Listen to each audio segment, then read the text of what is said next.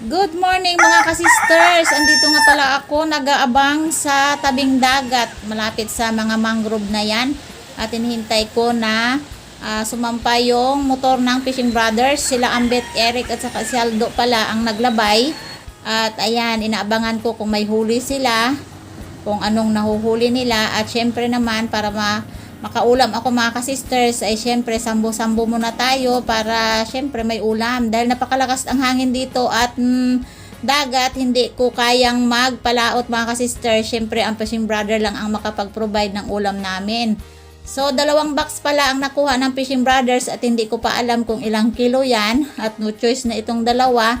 Sila rin ang nangisda at sila rin kailangan magbuhat dahil walang taga-buhat mga ka-sisters dahil sa time na yan ay si Mister ay nagpagiling. So, yung asawa ko nga pala sana ang buhat niyan o magtulong kaso ay no choice na sila. Kaya syempre kahit anong pagod ay talagang titiisin nila para maibinta itong isda.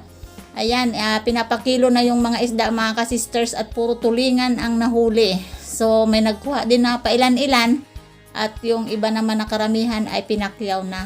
So, hindi ko pa alam kung ilang kilo yan at maya ay malalaman natin kung ilang kilo ang nahuli ng Fishing Brothers sa 2 box na yan. Ayan, habang nagpapakilo kami ng isda mga ka-sisters ay may dumaan pang nagtitinda ng mga gulay, prutas at syempre naisipan kong bumili ng talong dahil yung tinanim ko na talong sa garden ay napakaliit pa at sigurado matagal pa magbunga yun.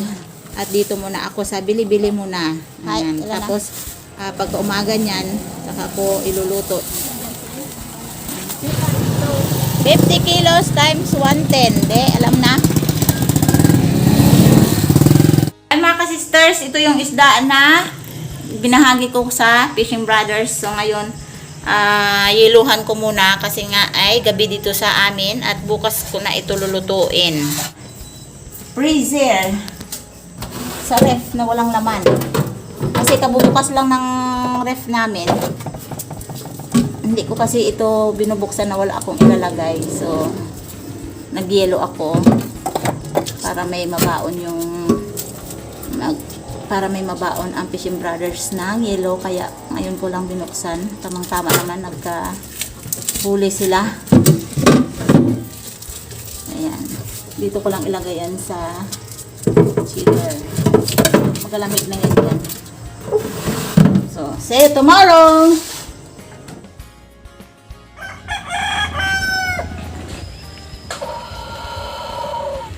Mga ka-sisters, magluluto na naman tayo ng tulingan. Ayan, hihimayin ko muna ito siya bago i-process natin kung anong pwedeng luto. Dito na naman tayo sa pagkakatay ng isda. Ayan, kunin na natin yung tinae.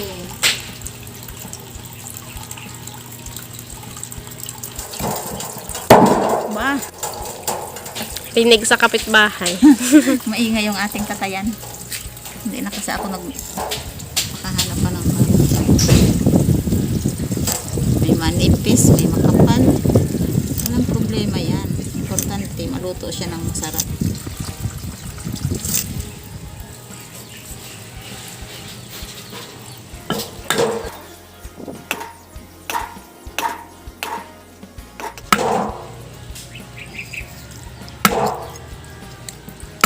Yan.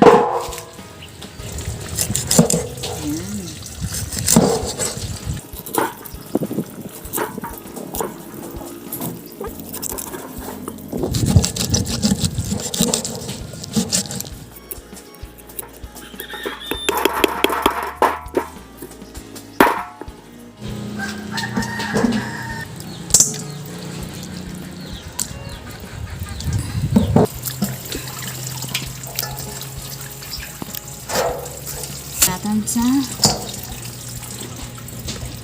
Asinan na natin. Nagdagan ng asin.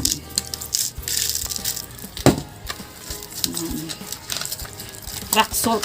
Marami siya tingnan pero hindi yan maalat. Okay, babad. Ay mga ka-sisters, ang ating lulutuin ngayon ay isda na may talong at sitaw. May talong pa. Ayan. Gagataan namin yung tulingan. Tapos lagyan natin siya ng gulay. Para doble ang sipa ng sarap ng ulam. Aba, puro nang eh. Yan. Okay. So, para madali ang pagkahinay nito ay sarap ng ano ng ating paligid. Fresh na fresh. Amoy na bulaklak. Bulaklak!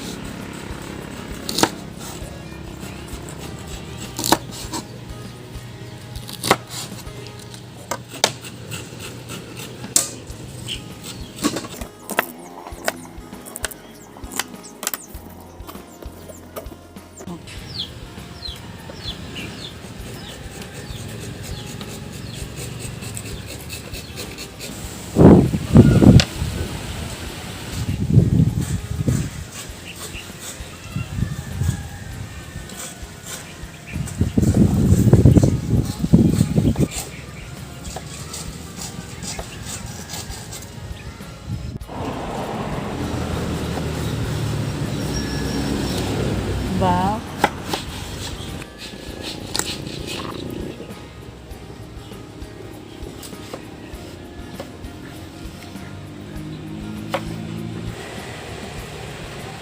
Ada natin ng talong ay may asin para hindi manitin yung talong. Tapon natin yung mga compost natin. Pero may tumubo na kalabasya. Aray. Ang sili. Para may twist siya. Wish. Ayan yung ating sili na Taiwan. Ang hangto.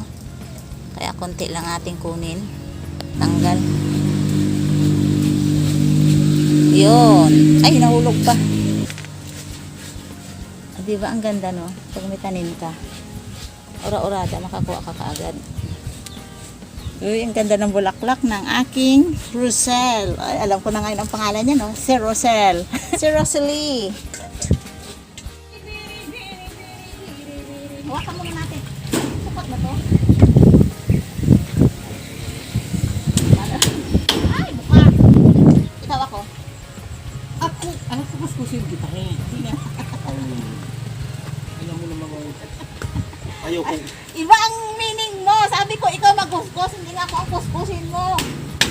At tayo naman ang pagkaintindi nito, ah. Ngayon tayo sa pagkaintindi.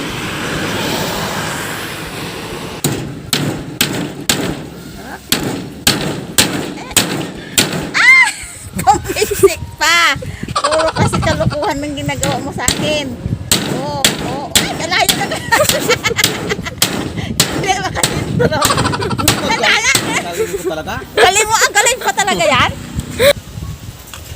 Nadala ko, oo, eh. Oh, meron pa ano, oh. Katuto na lang akin. Pagod na. Talaga. Higa.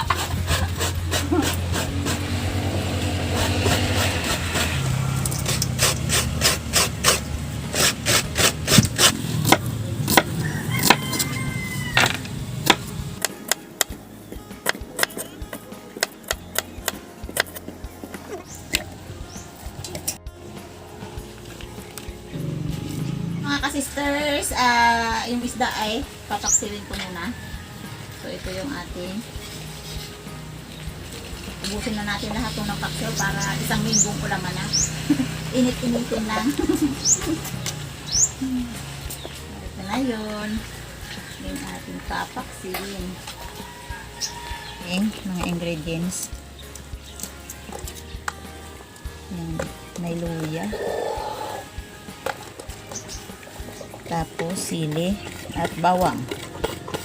Ayan. Ilagay ko muna yung talong kasi masarap sa talong ay talagang yung manuot ang lasa ng ating isda. Magpapatungan ko uli ng isda. Ayan, may alabihod pa. Yan ang paborito ko, yung bihod ang tawag sa iba. Ewan ko lang kung ang tawag sa inyo. So, talong uli. Bali, yung ating sitaw ay ano-ano lang natin. Yan. Bali, yung sitaw kapag naluto yan sa may paksiw ay kulay brown. So, kahit na magkulay brown, importante ay masarap ang pagkatimpla. So, ipagsama na natin lahat.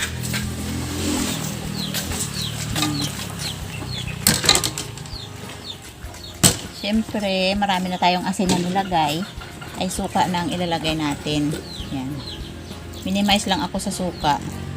Sukang niyog ang ginamit. Tapos, lagyan natin ang paminta. In English pa yung paminta. Yan. Kunting paminta lang. Kala ko black pepper ang English. Paminta, black pepper. Diba? So, tubig-tubig. Lagyan natin tubig. Yan, pinakatubig na natin. Pinakatubig. Tubig talaga yan. Kunti lang. Gawin natin parang half cook yung isda at saka gulay bago lagyan natin ng gata. Grabe. Bastog ang tibutso ay. Maguyok. Huwag mo iwanan yan. Ang aso umagapulos dyan. Ayan mga ka-sisters, ang kukunin natin ay yung unang gata lang.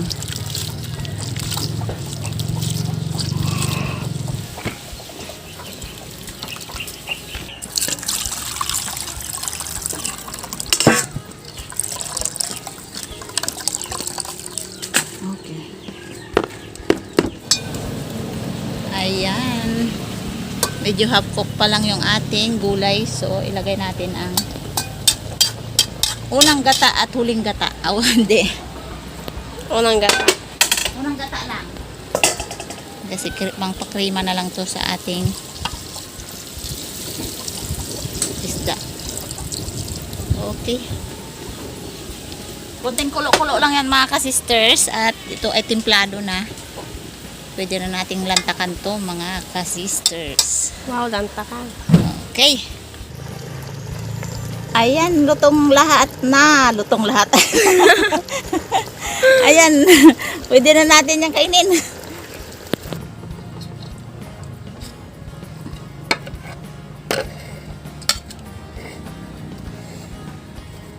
Okay.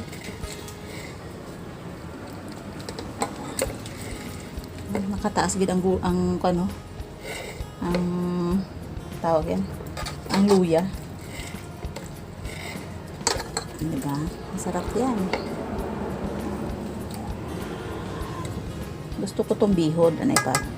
Piliung ko na itong bihod. Bawang. Bawang. Sili. Si Jin ng ulam. Ibigyan natin. Naghingi. Naghingi. Ano naghingi? Hihingi. Iba talaga ang mga term ng mga Bisaya.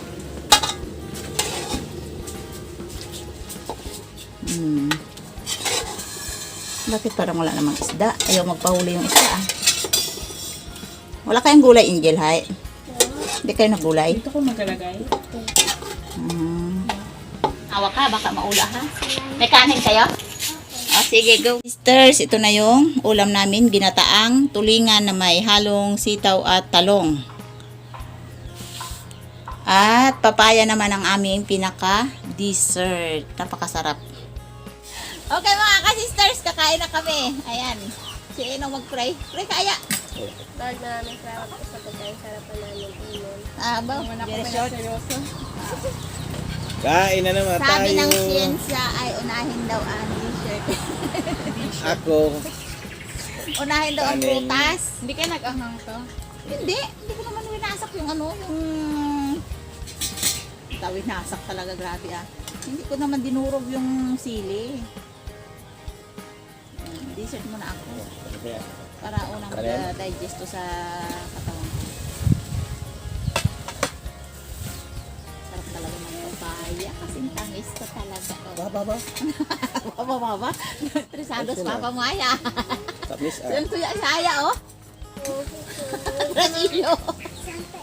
Lagay dyan, nilagay mo lang dyan. Sige. Taga maniwala. Doon sa loob ng Salamat. kusina. Ano nagawin ko doon sa messenger nila mo? Hindi ka di maniwala. Ah.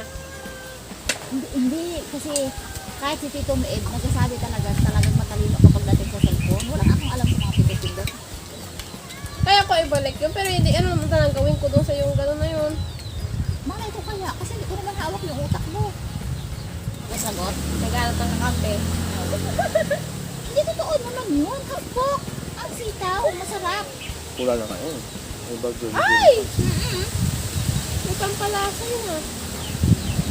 Ay, ang bilog o problema natin ba? Ako, paborito natin yan. Natin, Kunin mo, bilog. saudang o sinta ka rin. Yan, no, tigisa tayo.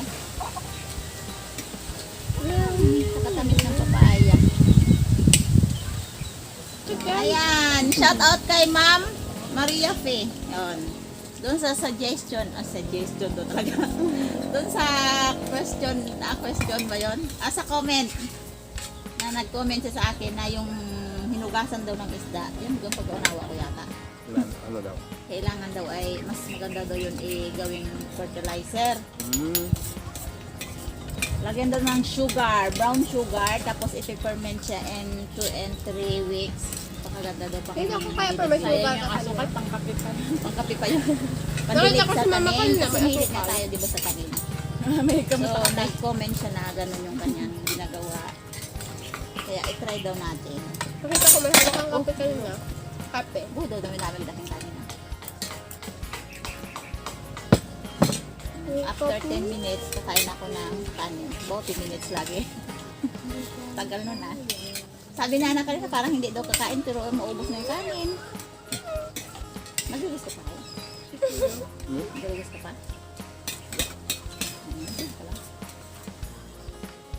Bakit Angel? Di pa kayo nagkain? Nabigyan na kayong ulam. Ano bigyan pa? Sili! Bigyan na pang ulam yan? Isang dalawang hiwa. Ano ba? Bakal ka tingin pa na ano? Hindi wala. Uy, masarap. Sarap naman tanak. Ay, sakto lang sitaw. Masarap ng sitaw nga niya. Gusto ko sa sitaw ganito ang luto. Ikaw yan. Kasi si Papa mo nagsabi na masarap yung luto ko. Kurante. Tagal na. Ay, matagal na. Okay. Panalo na yon. Oo na. Ayan, sarap sa ganyan. Bitis-mis silang dalawa sa akin. Bakit ka? Hindi tayo totoo. Joke lang. Si Aya, kilig-kilig sa Aya rin.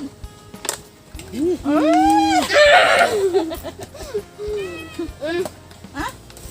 Naman siya yung kanina, pero nakidrama, siya yung ginakilig, pero ginasabi sa akin akong kinilig, hindi man ako kapanood. Kita talaga. Ano yun siya? Ba't ako lagi yung nakikita? Ganda-ganda ko siya.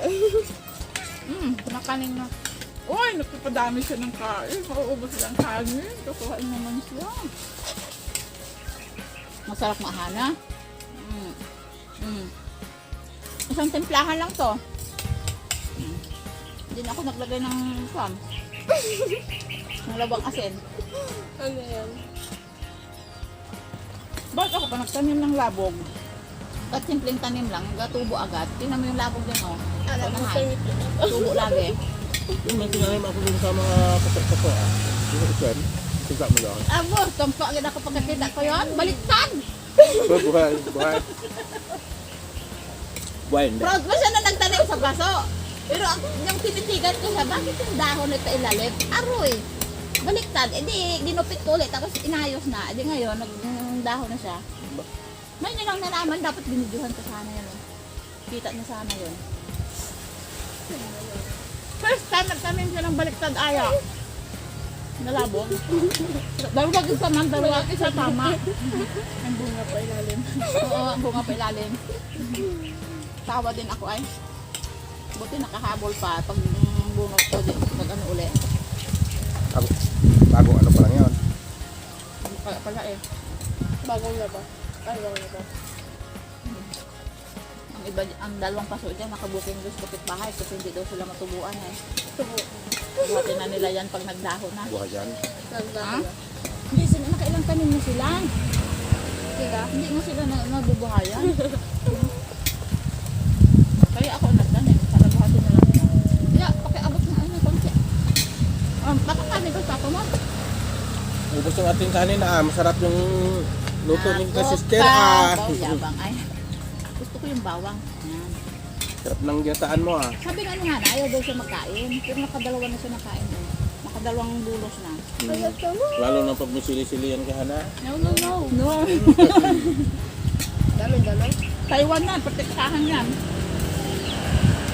Ayan mga ka-sisters, tapos ng kain. Tuloy pa rin ang kain namin pero cut off na tayo. So, next videos ulit mga ka-sisters. God bless sa inyong lahat yan.